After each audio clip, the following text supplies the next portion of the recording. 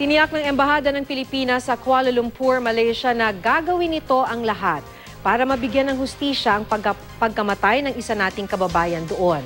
Sinunog ang biktima sa loob ng kanilang bahay ng isa umanong magnanakaw. Makibalita tayo kay Victoria Tulan. Sa susunod na buwan na sana muling magkikita si Aling Virginia Lloren at anak na si Rubelin Lloren Repotente. 7 taon ng OFW sa Malaysia si Rubelin at nagtatrabaho sa isang fast food chain doon. Ang apartment na ito raw sa tabi ng kanilang bahay sa Polomolok, South Cotabato ang pinagtsatsaga ang ipundar ng 35 anyos na OFW. Pero ang di inakala ni Aling Virginia, malamig na bangkay na palang uuwi ang kanyang anak. Ayon kay Aling Virginia, itinawag lang sa kanya ng Malaysian na asawa ni Rubelin na patay na siya.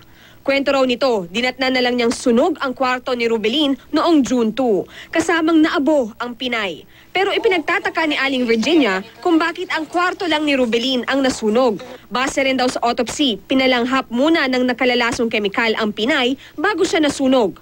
Problema, ma'am, kay namatay na lang akong anak. Marami pa raw katanungan ang pamilya tungkol sa pagkamatay ni Rubelin. Pero ang problema, hindi nila alam ang tunay na pangalan ng mister nito na kilalang nila sa palayaw na roles. Wala rin daw record si Rubelin sa Overseas Workers Welfare Administration Region 12.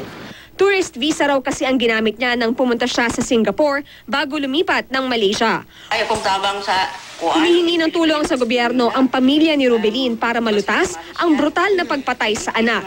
Ayon sa DFA, hiniling na ng Philippine Embassy sa Kuala Lumpur ang masusing investigasyon sa kaso ni Rubelin. Base raw sa kanilang paunang investigasyon, isang magnanakaw ang pumatay at nanunog sa biktima. Wala raw noon sa bahay ang asawa ni Rubelin. Medyo unusual yung pangyayari na kung saan ang isang tao ay mukha yatang hindi nakalabas sa isang bahay. Sana po ay yung nararapat na atensyon at resources ay ibigay po ng local police sa kaso na ito. Victoria Tulad, GMA News.